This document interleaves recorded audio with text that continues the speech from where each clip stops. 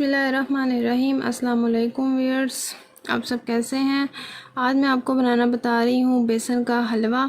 तो इसको कैसे बताते हैं, चलिए इसको स्टार्ट करते हैं। इसके लिए हमें जिन चीज़ों की ज़रूरत है वो सबसे पहले आप थोड़ा सा बेसन ले लें, 1 प्याली ले के करीब बेसन ले लें और हाफ़ प्याली के करीब हम सूजी लेंगे और देसी घी लेंगे। इसके अलावा जो हमें चाहिए वह सब्ज़ इलायची, 4 मगज़, बादाम और चांदी का वर्क।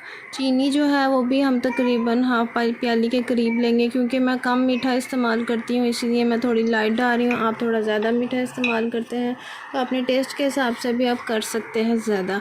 कढ़ाई है गर्म हो गई है, इस पर मैं सबसे पहले बेसन डालूँगी और जो सूजी थी वो मैंने इसमें शामिल कर दी है। इसको अब हम भूनेंगे। ध्यान साथ साथ चमचा चलाते जाना है ताकि हमारा बेसन जो है वो कढ़ाई के साथ ना चिपके। इसको बिल्कुल कढ़ाई के साथ नहीं लगने देना, वरना वो हलवे में स्मेल पैदा हो जाएगी। और जो बेसन है इसको साथ साथ ये जो इसकी ढेलियाँ हैं इसको भी तोड़ते जाएंगे हम, ताकि हमारा बेसन जो है वो इक्वल तरीके से भून जाए। ये इलायची भी मैंने इसमें डाल दी है।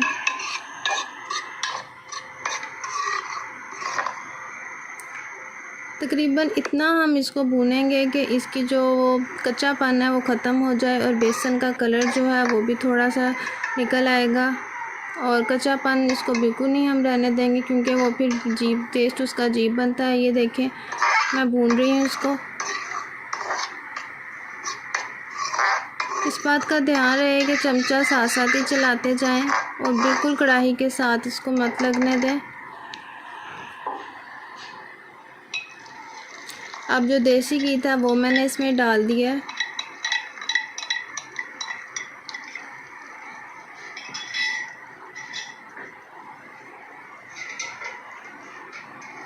अब इसी घी में हम इसको भूनेंगे।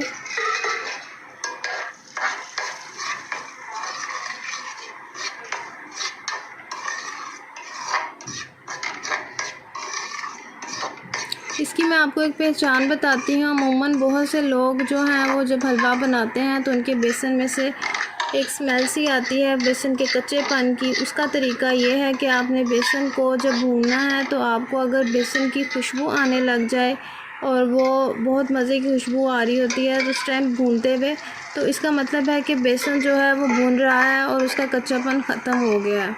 तो फिर जाके हम इसमें बाकी चीज़ें भी डाल देंगे। जब हमारा भून जाएगा तो उसके बाद ऑयल डाल दें आप, और उसके बाद ये देखें भुन गया है ये। और अब मैं इसमें चीनी शामिल कर रही हूँ।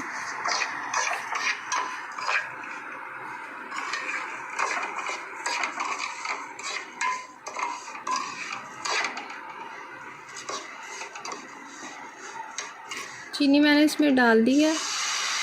तकरीबन हाफ़ कप के करीब आप पानी भी इसमें डाल दें ताकि हमारा बेसन और सूजी थोड़ा गल जाए। उसके बाद इसे ढक दें। तकरीबन 5 मिनट के बाद ये देखें ये फॉर्म आई है। हमारा बेसन और सूजी मुकम्मल तौर पर गल चुके हैं और इसको हम भूनते जाएंगे अच्छे से। जितना ज़्यादा हम इसको भूनेंगे उतना ज़्यादा इसका टेस्ट अच्छा निकलेगा। ये देखें ये बिल्कुल रेडी हो चुका है। अभी मैं इसकी गार्निशिंग कर रही हूँ 4 मगज़ से और बादाम से। ये आपकी अपनी चॉइस है, आप इसमें क्या गार्निशिंग के लिए डालना चाहते हैं वो आप इसमें डाल लें। ये बहुत ही हेल्दी होता है और खाने में भी बहुत ज़्यादा मज़े का टेस्ट होता है, इसलिए मैंने सोचा मैं आज आपको ये बनाना बताती हूँ।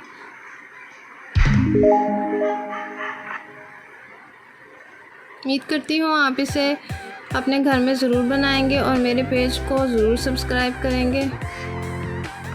अपना बहुत सारा ख्याल रखिएगा। अल्लाह हाफिज़।